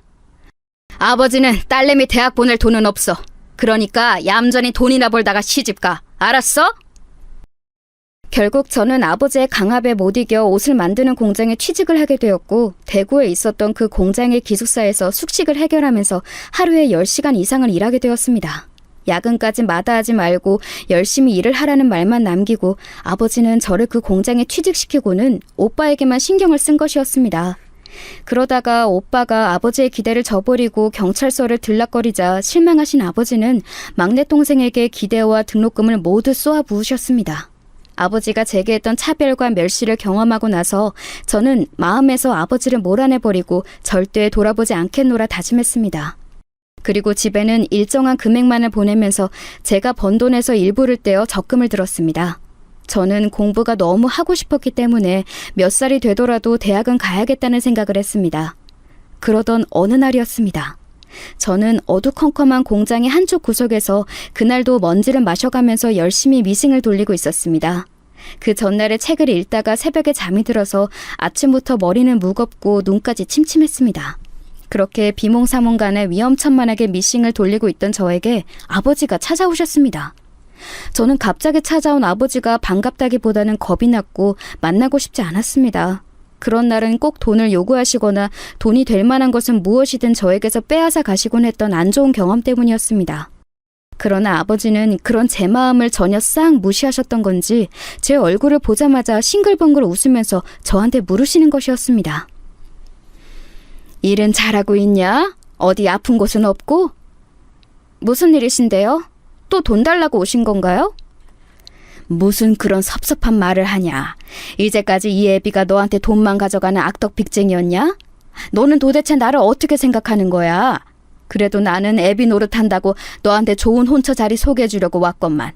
이래서 딸년들은 걷어 키워봤자 아무 쓸모가 없다는 거다. 아버지는 퉁명스럽게 받아치는 제 태도가 마음에 들지 않으셨는지 여느 때와 마찬가지로 눈에 힘을 주고 한바탕 잔소리를 쏟아내셨습니다. 그러나 저는 아버지가 가지고 온 소식도 관심이 없었고 지긋지긋하게 저를 괴롭혀대는 아버지 얼굴도 보고 싶지 않았습니다. 저는 어두운 얼굴로 아버지에게 요청했습니다. 그만 가주세요. 아버지가 원하는 혼처 따위는 관심 없어요. 저 이제 21살이에요. 결혼할 생각도 없고 지금은 아버지가 그저 제 돈만 안 뺏어 가셨으면 하는 바람밖에 없으니까요. 그럼 안녕히 가세요. 제가 냉정하게 말하며 일어나려고 몸을 일으키자 아버지가 제 팔을 확 잡으면서 강제로 다시 끌어다 의자에 앉혔습니다. 그리고는 마치 으르렁대듯이 저에게 말씀하셨습니다. 네 년이 무슨 권리로 이 애비한테 그런 소리를 해? 감히 애비 말을 안 듣다니 정신이 빠진 거야? 이제껏 먹여주고 키워줬더니 은혜를 원수로 갚으려는 거냐? 이 남자는 건실한 사람이니까 군소리하지 말고 시집갈 준비나 해. 저는 피폐해질 대로 피폐해진 메마른 감정으로 아버지를 대했다고 생각했는데 그때는 무슨 악에 바쳤었는지 잡힌 제 팔을 힘껏 뿌리치고 휴게실을 뛰쳐나가 버렸습니다. 그리고는 저를 쫓아오시는 아버지의 면전에 대고 분노에 차서 크게 소리를 질렀습니다. 아버지가 무슨 권리로 저한테 시집가는 것을 강요하세요? 그럴 권리가 아버지에게는 없어요. 가세요. 그리고 저 다시는 찾아오지 마세요. 저년이 너 거기 안 서? 잡히면 죽여버릴 줄 알아, 이 배은망덕한 년아! 아버지는 마치 지옥에서 온 저승사자처럼 저희 뒤를 쫓아 달리셨습니다. 저는 덜덜 떨면서 아버지를 피해 공장을 뛰쳐나왔습니다. 그리고 사거리에서 택시를 타고 바로 시외버스 터미널로 가서 가지고 있던 돈을 탈탈 털어 서울로 도망쳤습니다. 그렇게 저희 서울 생활은 시작되었던 것이었습니다. 서울로 도망친 저는 달동네에 방을 한 칸 얻고 서울에서 식당 설거지부터 건물 청소까지 온갖 허드렛 일을 해서 돈을 벌었습니다.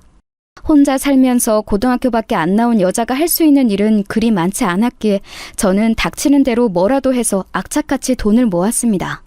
그러다가 가라오케 주점을 운영하던 그 여자를 만났습니다. 처음에는 그 가라오케 주점을 청소하는 일을 했었던 저는 그녀를 언니라고 부르며 잘 따랐고 그 여자도 가난한 저에게 공짜 밥과 지낼 잠자리를 주었습니다. 자기는 왜 이렇게 악착같이 일을 하니? 젊으면 다시 안 돌아와. 젊을 때 놀아봐야 하는데. 여기서 일해볼래? 청소 말고 내가 여기 맡아서 관리해줄 사람 찾고 있는데. 제가 여기서 일해도 될까요? 그런데 전 노래도 못하고 술 따르는 여자가 될 생각은 없어요. 그때는 가라오케 주점에 술 따르는 여자들이 있어서 남자들이 단체로 회사에서 회식이라도 오면 같이 노래 불러주며 분위기도 띄우고 2차도 나가는 여자들이 많았습니다. 그런 여자들은 남자들과 나가면 대부분 불륜이나 몸을 파는 일을 한다고 알고 있었기 때문에 저는 아무리 돈이 궁해도 그런 일은 하고 싶지 않았습니다. 그 이야기를 하자 그 여자는 입맛을 다시더니 제 촌티나는 옷차림을 보고 한숨을 푹 쉬었습니다. 아휴, 그래. 자기는 그런 일 하기엔 조금 촌티는 난다. 몸매 잘 빠지고 키도 큰 것도 아니니까 이 가게 맡아서 경영하고 한 달에 한 번씩 나 만나서 보고만 해주면 돼. 자기 마음대로 경영하고 매달 입금만 잘해주면 난 상관없어. 어때? 해볼래? 예, 그렇다면 할게요. 저는 너무 감사하죠. 저는 사장님의 솔깃한 제안에 기쁘게 그러겠다고 했습니다. 그도 그럴 것이 다른 곳에서 일을 안 해도 거의 제가 뛰던 서너 군데 알바비와 같은 월급을 받을 수 있었고 숙식도 제공이 된다고 하니 얼마나 좋은 조건인가요? 아무리 달동네 방 한 칸이어도 보증금과 다달이 들어가는 월세는 아낄수록 좋잖아요. 저는 방 보증금을 빼서 도로 제 통장에 넣고 주점에 딸린 방으로 이사를 들어왔습니다. 사장님은 가라오케 주점 하나와 룸살롱도 하나 경영하는 서울에서 나름 성공한 큰손이었습니다. 저는 사장님의 요청에 따라 가라오케 주점을 거의 제가 경영하다시피 하는 위치에까지 올랐습니다. 매달 가라오케 주점의 수익을 정산해서 그녀에게 입금해주고 가게도 관리하면서 도우미들도 뽑는 등 젊은 나이에 사장으로서 할 일을 다 했습니다. 그렇게 서울 생활 3년 만에 저는 아끼고 아껴서 돈 5천만 원을 모았습니다. 그 돈으로 서울 외곽에 빌라를 한 채 사서 저는 그 집을 월세로 내놓아 다달이 35만 원의 불로소득을 받게 되었습니다. 제가 그 집을 계약하던 날 사장님에게 동행을 부탁하자 사장님은 놀란 눈치였습니다. 어머, 벌써? 여기서 일한 지 얼마나 됐다고 집 장사를 다 하고. 기집애 능력도 좋다. 너처럼 악착 같은 애는 처음 본다. 젊을 때 경험은 많을수록 좋다고 언니가 말했잖아. 한 살이라도 젊을 때 놀아야 된다고. 나이 더 먹으면 연애도 못해. 얼른 연애 좀 해, 기집애야. 언니, 전 그럴 시간이 없어요. 쓸데없는 일에 청춘을 낭비할 순 없어요. 공부를 하고 싶거든요. 사장님은 연애보다 돈맛을 먼저 알았다고 하면서 저에게 핀잔을 줬지만 저는 한 살이라도 젊을 때 많이 벌어야 한다는 생각뿐이었습니다. 제 한 몸이야 가라오케 주점 안에 딸린 방 한 칸으로 충분했기에 저를 위해 집을 구하거나 돈을 쓴다는 생각은 감히 하지 않았습니다. 가라오케 주점에 와서 술을 마시고 몇 시간의 해방감을 위해 청춘을 낭비하는 제 또래의 대학생들을 보면서도 하나도 부럽다는 생각이 들지 않았습니다. 저는 목표를 가지고 있었기 때문이었습니다. 이렇게 돈을 모았다가 나중에 제가 원하는 공부를 해서 출세해야겠다는 결심을 했습니다. 저는 살면서 너무 뼈저리게 법을 알아야겠다는 생각을 깨달은 바가 있어서 법대를 희망했습니다. 입시 공부하려면 돈이 필요했고 대학 등록금도 만만치 않은 액수여서 저는 돈을 다 모을 때까지 연애를 절대 하지 않기로 다짐했었습니다. 그러다가 제 굳은 마음을 비집고 들어온 것이 바로 남편이었습니다. 남편은 가라오케 주점에서 아르바이트를 하던 23살 청년이었습니다. 처음에는 속 귀엽고 저에게 말을 걸기는커녕 눈도 잘 마주치지 못하던 남편의 순수한 면에 반해서 저는 알게 모르게 남편이 알바로 올 때마다 떡볶이를 사놓고 기다리기도 하고 커피를 타주기도 하는 등 제 나름대로의 관심을 보였습니다. 영호 씨, 이것 좀 먹어봐요. 저 앞에 시장에서 사온 건데 너무 많아서 좀 남겨놨어요. 아, 고맙습니다. 잘 먹을게요. 누나라고 불러도 되나요? 저보다 2살 위이신 거 아는데. 누나는 무슨, 그냥 이름 부르지. 겨우 2살 차이 정도는 사회에서는 아무것도 아닌데. 그래도 전 부모님께 그렇게 배우지 않았어요. 누나는 누나죠. 예의 있고 깍듯한 그 남자에게 저는 점점 마음을 빼앗겼고 조금이라도 저를 봐주기만을 기다렸습니다.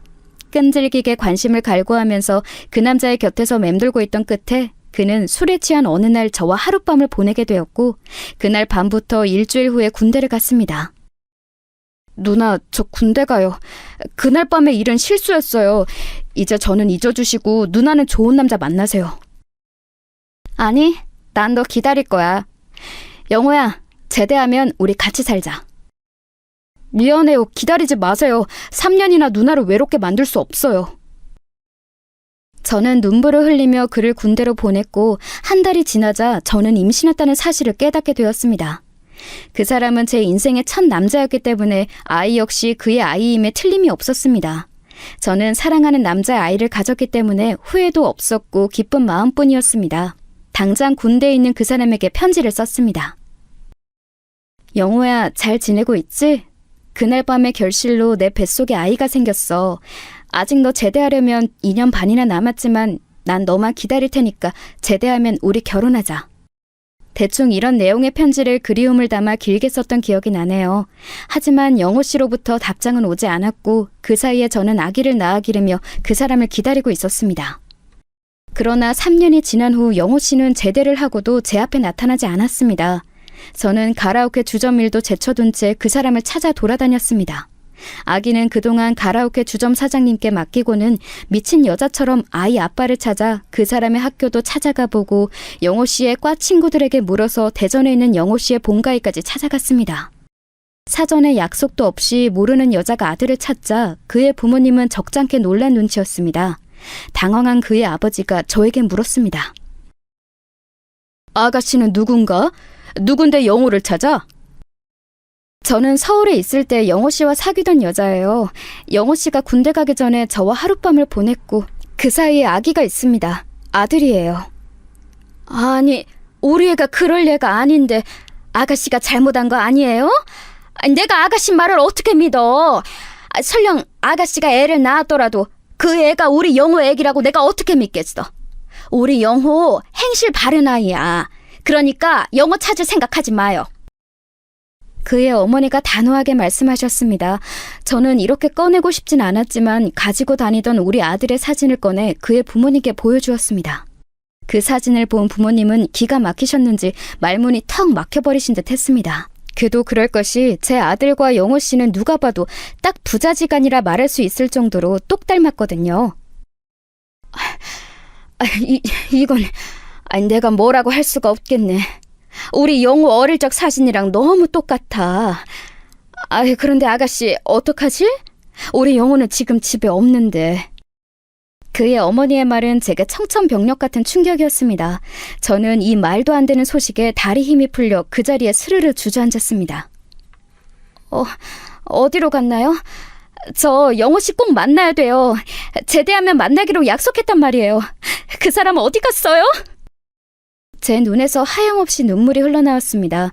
그런 저의 초췌한 모습을 보던 영호 씨의 아버지는 측은한 마음을 느껴서인지 제 거취를 물어보셨습니다.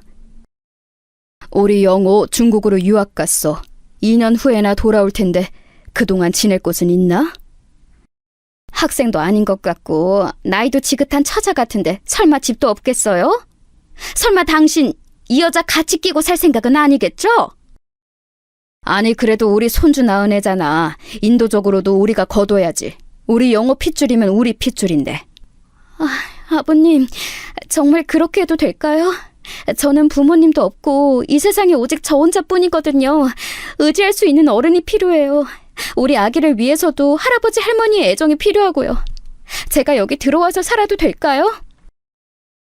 저는 최대한 불쌍한 척을 해야 했기에 멀쩡히 살아있는 부모님을 없다고 속이고 저를 고아로 만들었습니다. 지금에서는 그 말을 후회하지만 그때는 다른 방법이 없어 보였습니다. 제 부모님은 제가 서울로 도망친 후 한 번도 내려가지도 않고 두 분도 저를 찾지 않았으니 이미 죽은 사람들이나 다름없었고 저는 그만큼 절박한 상황이었으니까요. 결국 영호 씨의 부모님은 저에게 대전의 본가로 내려오라고 하셨고 영호 씨가 쓰던 방을 제가 살 수 있도록 내주셨습니다. 저는 그 길로 서울로 올라가 가라오케 주점 사장님과 눈물의 이별을 했습니다. 아유, 너 없으면 이 가라오케 좀 관리는 어떻게 하니? 너만큼 일을 잘하는 애를 찾기는 힘들 것 같은데. 그리고 영호라는 그놈 나는 별로인 것 같던데. 네가 정말 믿을 수 있는 놈이야? 언니, 저 영호 씨 사랑해요. 그 사람 마음이라도 잡으려면 그 사람 가족 곁에 있어야 해요. 갑자기 그만두게 되어서 죄송해요. 하지만 저 이번 기회를 놓칠 수 없어요. 서울에 있던 빌라를 제외한 모든 재산을 팔아서 통장에 넣어놓고 저는 얼마 안 되는 짐을 가지고 아기와 함께 영호 씨의 집으로 들어갔습니다. 그의 아버지는 저와 제 아들에게 잘해주셨지만 어머니는 저를 탐탁지 않은 눈으로 보시면서 틈만 나면 구박하시기 바빴습니다. 영호 씨가 돌아올 때까지 저는 그 집의 가정부처럼 일하는 며느리 역할이었습니다. 예, 국 맛이 이게 뭐니? 너 밥 해본 적 없어? 너무 짜고 시잖아. 아무리 김칫국이라도 묵은지 국물을 좀 짜서 넣고 끓여야지. 이래서 어떻게 먹으라고 그러니? 네, 죄송해요, 어머니. 다시 끓일게요. 어머니 손맛 저한테 좀 가르쳐 주세요. 네? 아휴, 이래서 출신이 중요한 건데 어디서 고아 같은 애한테 잘못 콕 깨워서 우리 아들이 평생이 힘들 거 생각하니 내가 정말이지 속이 다 터진다. 할머니, 우리 엄마한테 왜 그래요? 우리 엄마가 뭐를 잘못했다고?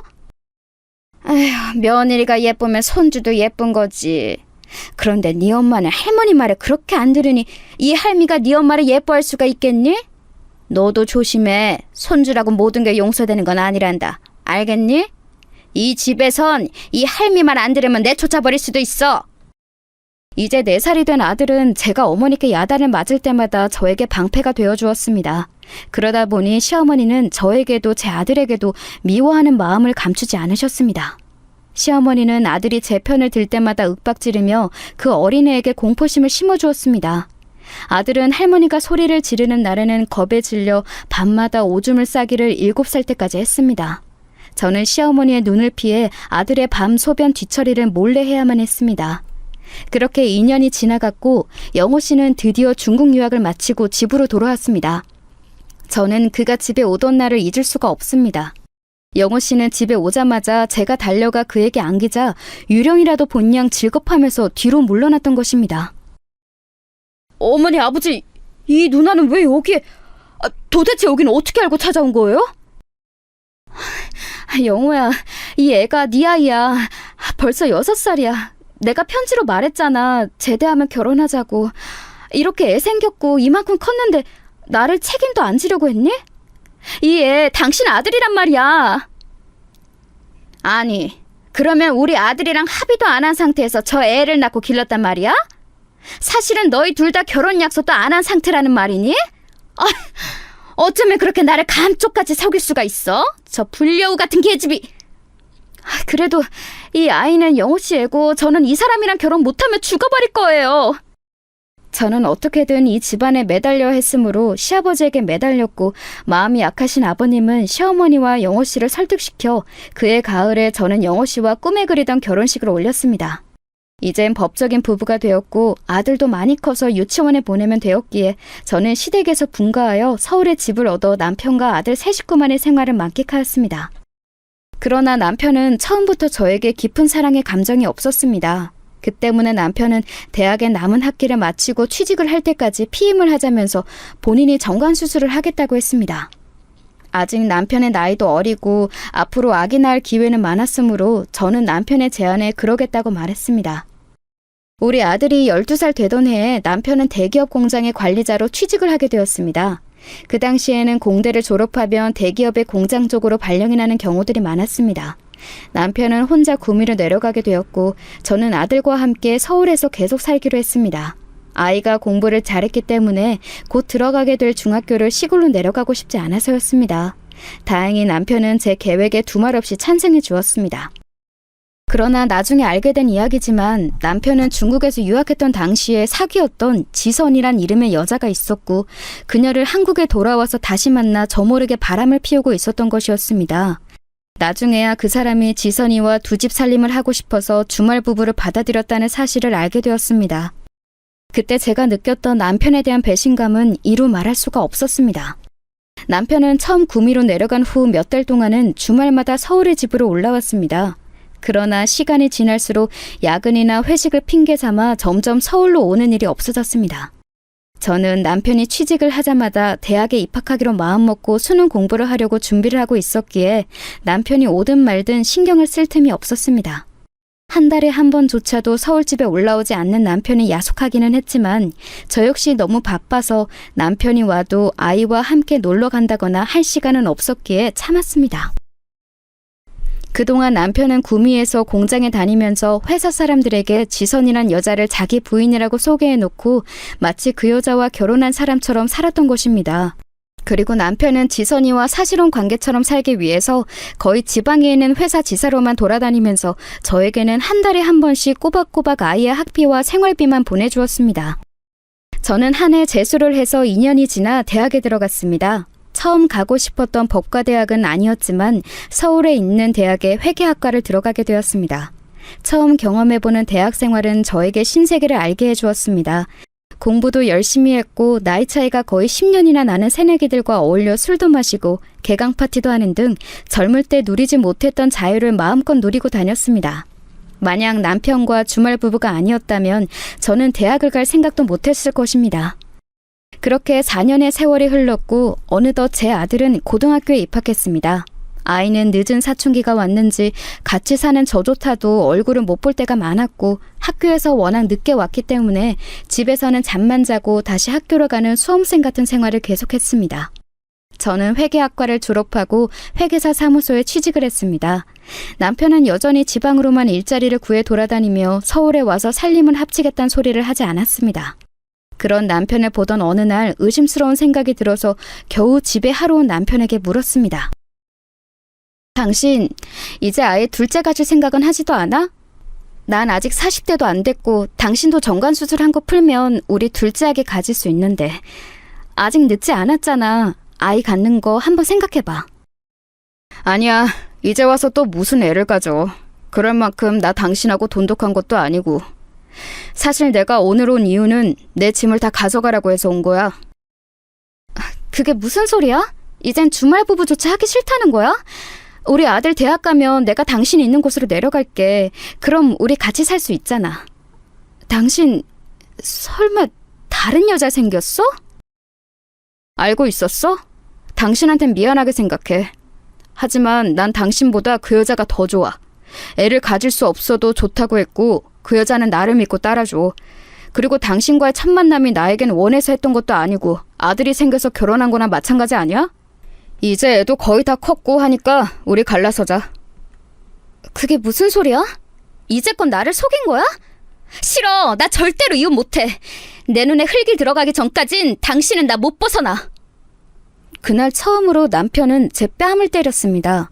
그러면서 저한테 거머리 같은 여자라고 욕하고 소리를 질렀습니다. 저는 너무 어이가 없고 믿을 수가 없는 남편의 돌발 행동에 쇼크를 받아 정신을 잃었습니다. 그러나 남편은 쓰러진 저를 아무 처치조차 하지 않고 내버려둔 채 서울집에서 자기 옷을 전부 챙겨가지고 지방으로 내려가 버렸습니다. 지선이란 그년에게 간 것이겠죠. 저는 정신을 차린 다음 날 득달같이 남편을 따라 그의 집에 있는 지방에 내려갔습니다. 그 집에서 지선이란 그 여자를 처음 만났을 때의 쇼크는 이루 말할 수가 없었습니다. 그 여자 역시 저의 존재에 대해 전혀 알지 못하는 듯 했습니다. 제가 미친 듯이 남편 집에 벨을 눌러대자 짜증 가득한 얼굴로 문을 열어준 그녀가 물었습니다. 아줌마, 누구예요? 나 영호씨 부인이야. 그러는 니녀는 누구야? 도대체 우리 영호씨랑 얼마나 오래된 사이야? 너 이거 바람이야. 알기나 해? 나랑 영호씨 사이엔 고등학생 아들도 있다고! 내가 악다구니를 쓰자 지선이란 여자도 충격을 받은 모양이었습니다. 그녀는 당장 회사에 있는 영호씨에게 전화를 걸어 사실을 추궁했습니다. 자기야, 지금 이상한 여자 하나가 와서 나한테 환양년이라고 하고 자기가 본처라는데 이게 뭐야? 당신 그래서 계속 혼인신고 미루자고 하던 거였어? 쿨한 부부관계에 호적 정리가 필요 없다며. 난 당신이 쿨한 사람이라 그런 줄 알았어. 이게 무슨 일이야? 뭐라고? 아니 그 여자가 왜 우리 집에 와? 알았어 자기야, 내가 금방 가서 그 여자 쫓아내줄게. 기다려. 여러분, 이런 상황이 이해가 가시나요? 세상에 적반하장도 이런 적반하장이 어디에 있겠습니까? 누가 뭐래도 호적상 제가 확실한 본처이고 지선이란 여는 상간녀인데도 불구하고 결국 그 집에서 쫓겨난 것은 저였습니다. 저는 너무 기가 막히고 어이가 없었습니다. 틀림없이 근무 시간인데도 남편은 지선이를 지키고 저를 쫓아내겠다면서 팔을 걷어붙이고 집으로 찾아오는 게 아니겠어요? 그리고는 양심도 없이 제 눈앞에서 사태질을 해가며 소리를 지르는 것이었습니다. 여기가 어디라고 당신이 이 집에 와? 어서 나가! 못 나가겠다면 나 경찰 부를 거야. 어서 나가지 못해? 우리 지선이한테 손끝 하나라도 대면 당신 내가 고발할 거야. 뭐라고? 당신 뭘 믿고 그렇게 기세가 등등해? 내가 본처야. 저녀는 상간녀라고. 이쯤 되면 미안하다는 말이라도 한 번 해야 하지 않아? 미안한 거랑은 별개지. 내가 당신 존재 자체를 지선이한테 숨긴 이유가 뭔지 알아? 사실을 알면 당신 성격에 지선이 해코지하러 올까봐 그랬던 거야. 지금처럼. 그러니 썩 나가. 그리고 다신 찾아오지 마. 내가 이혼서를 보낼 때까지 우리 만나지 말자. 웃기지 마. 내가 여기서 나가도 당신이랑 이혼은 절대 안 해줘. 그것만은 용서 못해. 나와 우리 아들을 두고 잘못한 사람도 당신이야. 그러니 내가 죽어도 전현이랑 혼인신고하는 꼴은 못 봐. 살면서 한 번도 저에게는 보여주지 않았던 남편의 지선이를 향한 살갑고도 저에 대한 가혹한 행동에 저는 두 손을 들고 순순히 그 집을 나올 수밖에 없었습니다. 남편에게 힘으로 붙들려 그 집을 나오면서 저는 눈이 퉁퉁 붓도록 울었습니다. 남편을 믿고 살아온 날들이 너무 억울했고 남편이 한없이 미워서 견딜 수가 없었습니다. 저는 그 집에서 쫓겨나오면서 남편이 무슨 짓을 하든지 절대 이혼만은 동의하지 않겠다고 다시 한번 결심했습니다. 집에 돌아와서 저는 아들을 불러놓고 그날 낮에 남편에게 당한 일을 전부 말해주고 울면서 아들을 끌어안았습니다. 아들, 이제 너한테 아버지는 없는 거야. 난 절대 네 아버지랑 이혼은 하지 않을 거지만 아버진 다시 이 집을 찾아오지 않을 거야. 미안하다. 엄마 때문에. 괜찮아, 엄마. 나 그 사람이 아버지라는 걸 실감 못하고 살았어. 있던 없던 별로 나한테는 상관없어. 그것보다 난 엄마만 옆에 있으면 돼. 이런 일이 있다고 실망하지 말고 우리 둘이서라도 잘 살아가면 돼요, 엄마. 아들은 제 말을 듣고는 오히려 저를 위로해주는 것이 아니겠어요? 언제 이만큼 컸는지 그 애가 너무 든든하고 의지가 되는 것이었습니다. 그 후로 저는 아들과 강북에서 강남으로 이사를 갔고 남편이 줄기차게 보내는 전화, 문자와 내용 증명 등을 싹 무시하기로 마음먹었습니다. 그렇게 남편은 제 안에서 가슴 한쪽에 상처로 남아있는 사람이 되었습니다. 잊으려고 노력했어도 잊혀지지 않고 그렇다고 완전히 무시해버릴 수도 없는 딱 그런 무게의 사람이 되었습니다. 그렇게 세월은 흘렀고 10년 전에 저는 남편의 부고장을 받았습니다. 남편은 저를 버리고 두 집 살림을 했었던 그 지선이란 여자와 나란히 집에서 극단적 선택을 했다고 그의 부모님이 말하더군요. 남편의 어머니는 그제서야 저에게 미안했는지 전화를 해서 제게 사과를 하시더라고요. 미안하다. 그 지선이란 여자를 믿는 게 아니었어. 내가 너한테 못할 짓을 많이 했다. 미안하다. 우리 영호가 그 지선이란 요망한 것을 만나지 않고 너랑 잘 살게 놔뒀어야 하는 건데. 아니요, 어머니, 됐어요. 저는 남편이 저와 아들을 버리고 그 여자를 선택한 것만 후회했으면 더 바랄 게 없습니다. 어머니까지 제게 사과하실 필요 없으세요. 그럼 잘 지내세요. 그 사람이 죽었으니 이제 더 이상 만날 일도 없겠네요. 그렇게 말하고 제가 전화를 끊으려고 한 순간 어머니는 저에게 터져나오듯 마지막 진실을 말씀하셨습니다. 잠깐만! 그 애가 죽기 전까지 가지고 있던 일기장을 너한테 유품으로 남겼어.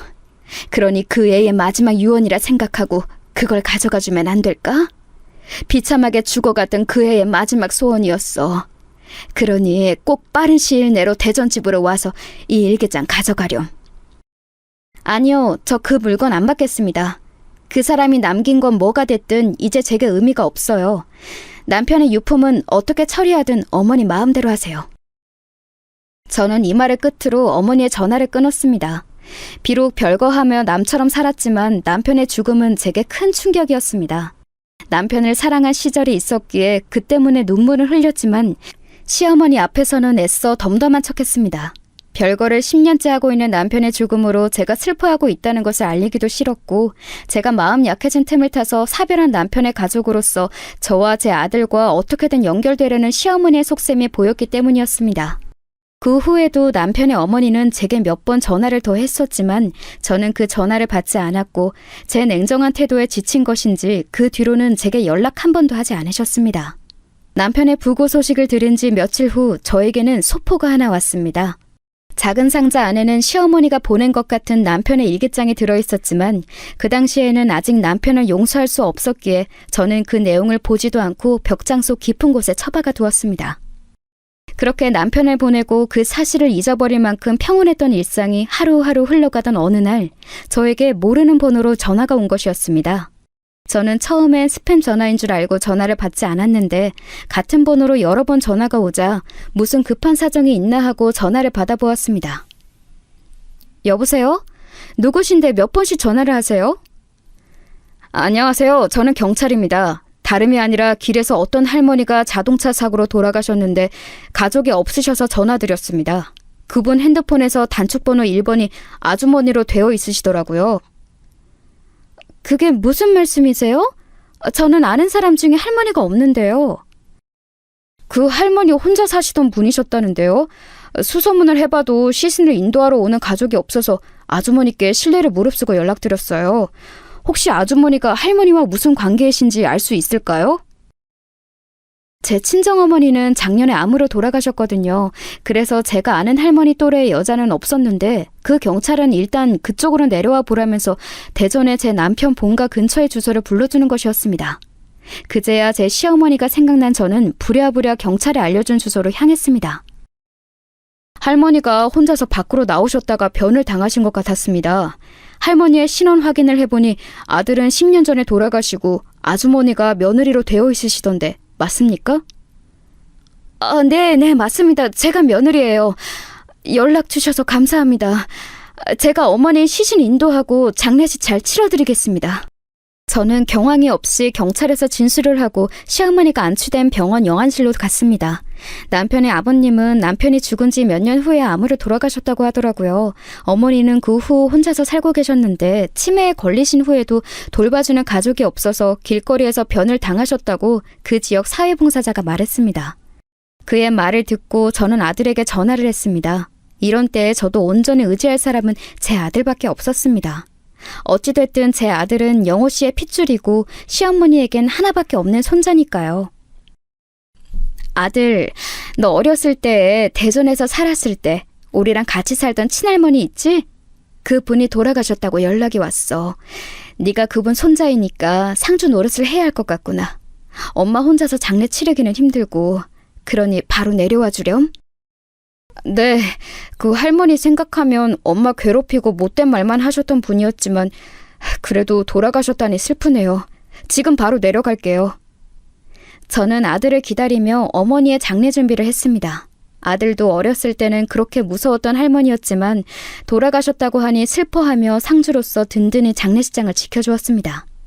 그렇게 사흘 동안 조촐한 장례를 치르고 서울집으로 올라온 저는 그 작은 소포에 담긴 일기장이 갑자기 생각났습니다. 언젠가 어머니께서 제게 얘기했던 남편이 남긴 유품이 확실해 보였습니다. 저는 급히 벽장을 뒤져서 남편이 남긴 낡은 일기장을 찾아냈고 한 장 한 장 넘겨가며 읽어보았습니다. 그러다가 저는 눈이 튀어나올 만큼 놀랐습니다.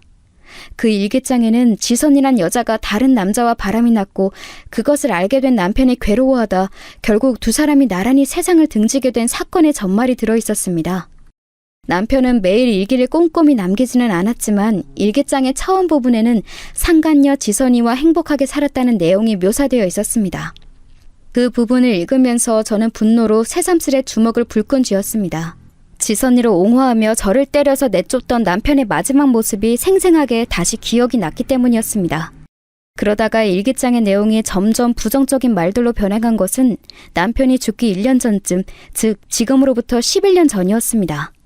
남편은 어느 날 우연히 지선이 남편을 배신하고 바람을 피우고 있음을 알게 되었다고 일기장에는 적혀 있습니다.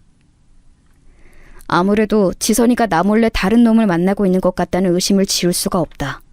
사랑하는 여자를 의심해 하다니 죽기보다 괴롭지만 그보다도 내 옆에 잠들어 있는 지선이가 너무나도 밉고 가증스럽게 느껴진다.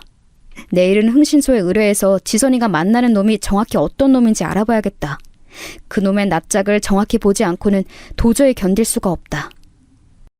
저는 남편의 일기장을 읽다가 소스라치게 놀랐고 역겨운 구토가 올라오는 것을 참을 수가 없었습니다.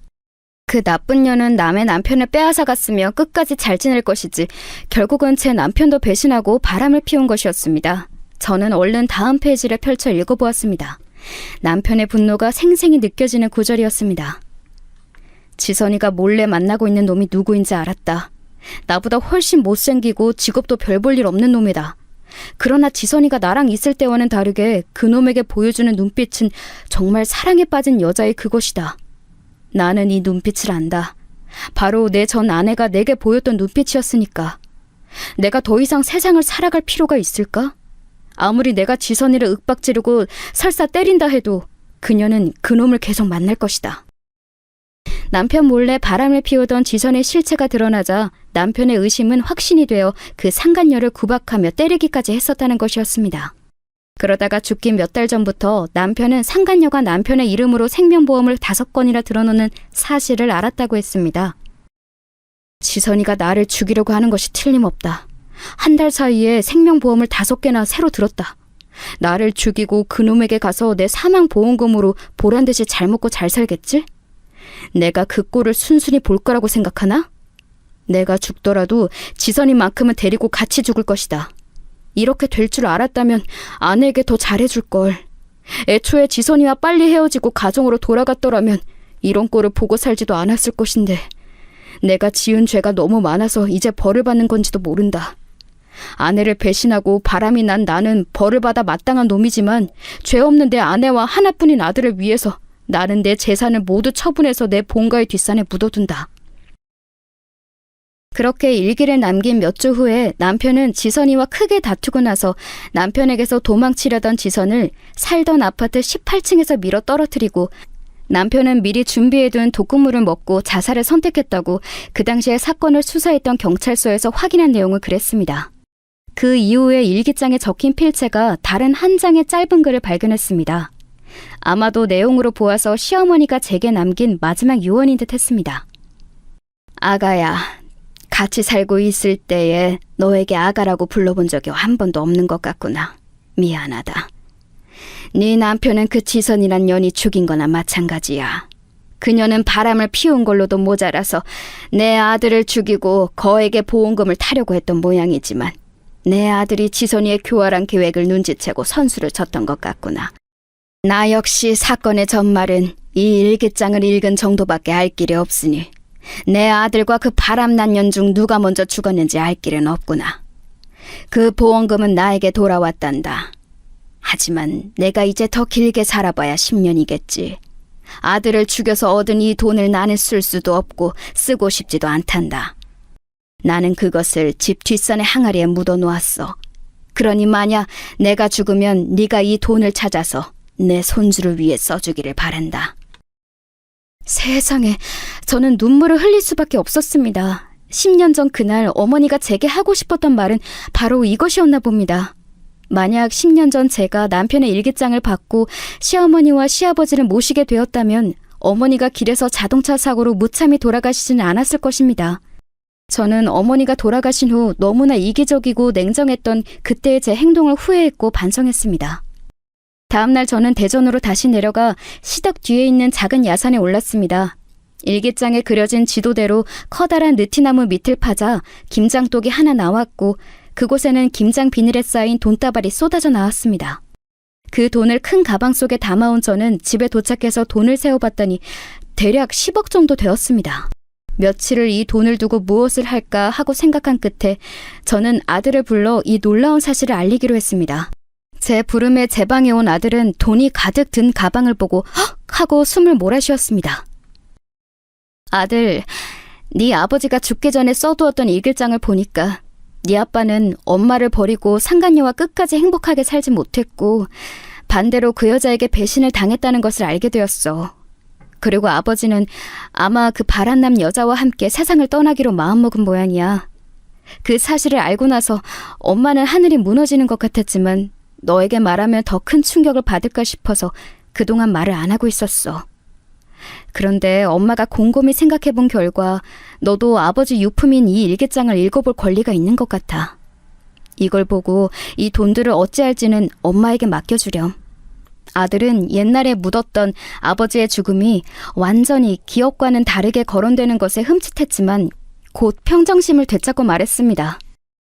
네, 어머니, 저도 어릴 적 기억 속에 그 할머니는 무서웠지만 아버지도 할머니도 얼굴 한 번도 못 뵙고 돌아가셨다니 조금은 슬프네요.